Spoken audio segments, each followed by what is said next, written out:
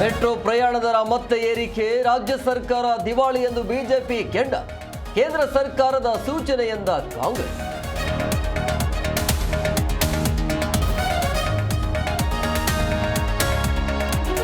ಪ್ರಿಯಕರನಿಗಾಗಿ ಪತಿಗೆ ಚಟ್ಟ ಕಟ್ಟಿದ್ದ ಪತ್ನಿ ರಾಡ್ನಿಂದ ತಲೆಗೆ ಹೊಡೆದು ಅಪಘಾತದ ಕಥೆ ಸೃಷ್ಟಿ.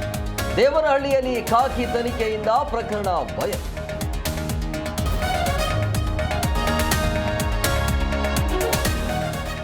ರಾಜ್ಯಪಾಲರ ಸಹಿ ನಕಲು ಮಾಡಿ ವಂಚನೆ, ವಿದ್ಯಾರ್ಥಿಗೆ ಸೀಟು ಕೊಡಿಸುವ ನೆಪದಲ್ಲಿ ಮೋಸ. ಆರೋಪಿ ಸುಧೇಂದ್ರ ವಿರುದ್ಧ ಮತ್ತೊಂದು ಎಫ್ಐಆರ್.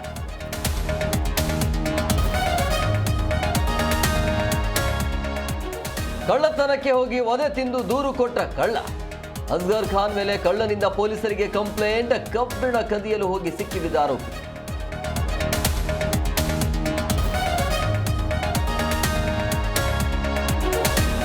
ಆರ್ಸಿಬಿಗೆ 204 ರನ್ ಟಾರ್ಗೆಟ್ ನೀಡಿದ ಡೆಲ್ಲಿ, ಗೆಲುವಿನ ಗುರಿ ಬೆನ್ನತ್ತಿದ ಬೆಂಗಳೂರು ತಂಡ.